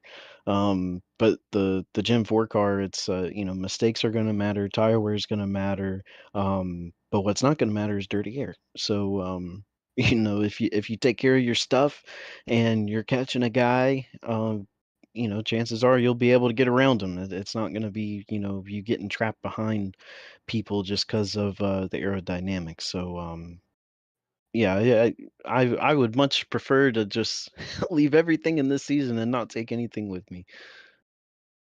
Well, it's still, you come away second, proving that you still have the speed. Just need a couple of more points, Brian, for getting that championship. But before we let this season completely conclude for yourself, the floor is now yours for any shout outs. Well, as always, definitely got to thank you guys for putting on a good show and everybody that tuned in. Hope you all enjoyed it. And then, for all the league drivers that have continued to show up through the playoffs, even though, a lot of them, they're just out here racing to race. Points don't matter to them, but they're out here having a good time. And, as a league admin, myself and my fellow admins, that means a lot to us. Just them wanting to come out and have a good time. That's always good. And then next season we're already looking great with who we got coming in. So excited about that. And then of course Roasted Jim's Coffee. For this season, everything they've done for us, and then uh, wanting to stick with us for season 7. That was a good thing to hear this week. So they'll be with us for next season, and then of course Trophy Smack too, having that partnership with the league, and then having their name on my car this season. Couldn't get them a championship, but hey, came pretty close. But definitely got to give them a shout out, and then you know, just a special thanks to the other admins in the league, Zach and Cedric. We they especially Zach. He does a lot to keep this thing running. So give a special shout out to him, and yeah, that's pretty much all I got. That is going to be the 28 machine of Brian Johnson. Comes away second place here this evening in points and in positioning at Homestead. Congratulations. Good luck over the off season getting prepared for season number 7. Thanks, sir. Well, as we go from second place, let's fall down to our spotlight driver, who is going to be Zach Hall in 5th position. Zach certainly had a lot of opportunities here tonight being up front, just needed the luck and it didn't strike. Zach, it's Sam and Trevor up in the booth. Congratulations on 5th place. I know the championship was the ultimate goal, but man, how are you feeling after this performance this evening? About the race, feel good. I'm a little bit under the weather. Kind of dealing with a little bit of flu going around the family, and I felt good to start the night off, and as the night wore on, I definitely was starting to feel the effects of getting a little bit of a headache. But I don't really even blame that on the performance there at the end. I mean, personally, I don't really know what I did wrong there. And even looking back at lap times, I felt like I was saving, and I've had so many people undercut me that I was running those two down in front, and I got to them, and I was like, you know what, I'm gonna try this, and just didn't work out, man. I just didn't have the drive off that I had all night. I think at least talking to some of the other guys, they felt like the track change in the middle line kind of got a little bit better, and I was just straight bottom feeding, eating the white line all night long, and just just didn't have the drive off I needed, and I felt like if I did anything more, I was gonna wreck. So I was just kind of just hoping to get back to the finish, and I mean, you know, fifth is not what we wanted for sure. Wanted to end it out good, but it's been a tough playoffs. I can take some solace out of it that I tried my best, and that's all you can really do in racing, man. I mean, Zach, you gave it your all. Like you said, struggled throughout the playoffs, but overall had a really good season for yourself. We switch, next season, not only a new day of the week, but a brand new car in the Gen 4 Cup car. I mean, how are you feeling going into season 7 with making the switch to the Gen 4 car? I'm excited. It's a little bit of a fresh start for everybody. I think it'll put a better racing product on these. I mean, these next gen cars they're tough, man.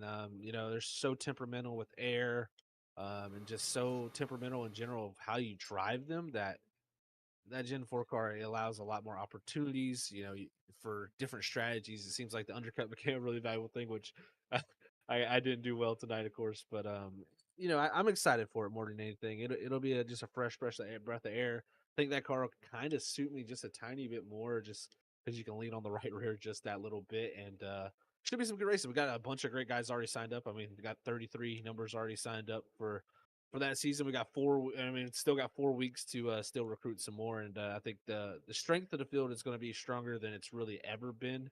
So I'm excited for the competition more than anything, and we'll go into next season and try to do our best. I mean, that's all we can do, but I'm excited more than anything, just to say the least.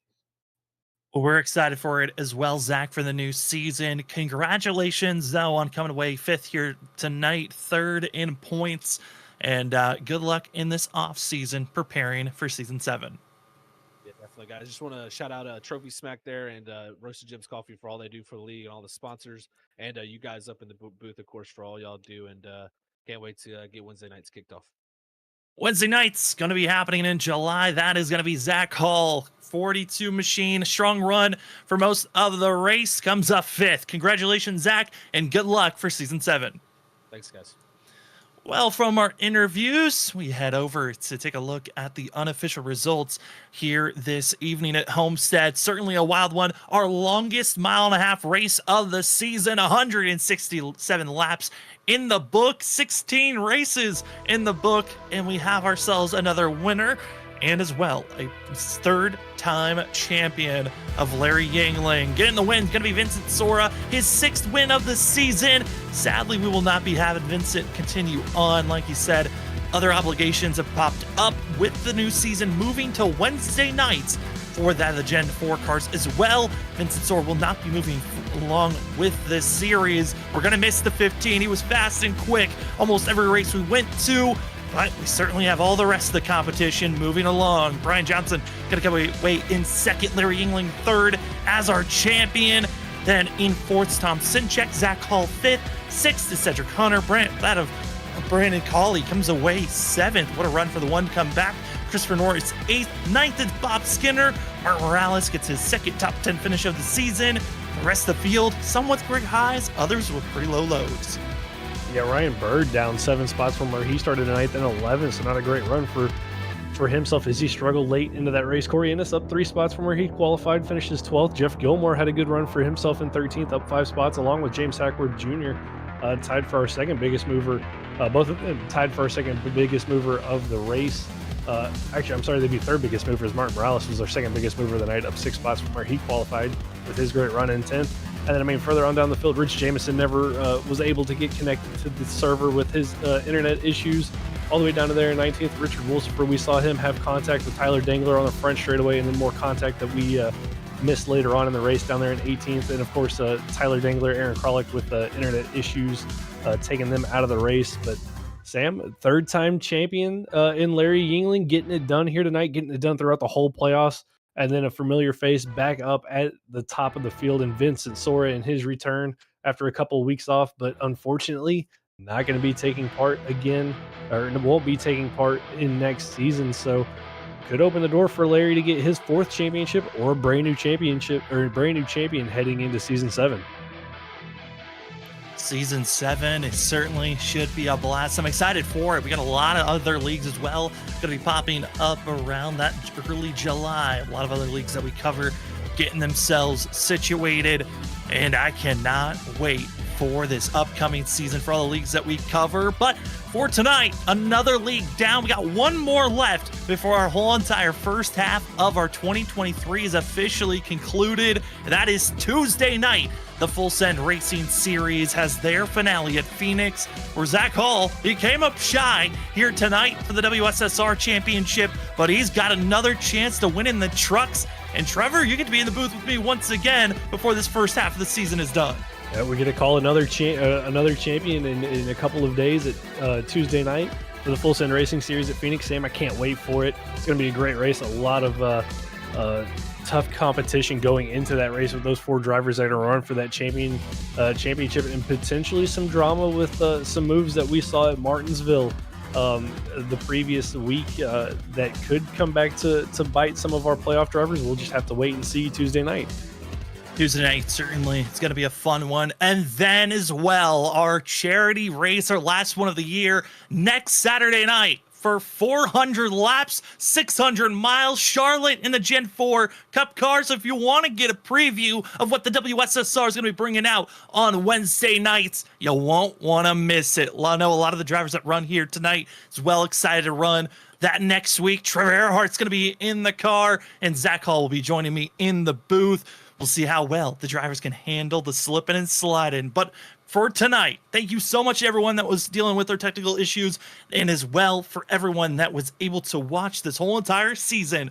The WSSR Roast to Gems Cup Series Season 6 has concluded, and it's Larry Yingling coming away with the championship. Congratulations to the 67 and all the drivers got to run this year. And for tonight, for myself, Sam Dyer, Trevor Earhart, Robert Moyer Jr., and everyone else here at FreekyFast Broadcasting, thank you for watching, and we will see you for Season 7 in a few months. And for us, we'll see you on our next FreekyFast broadcast Tuesday night.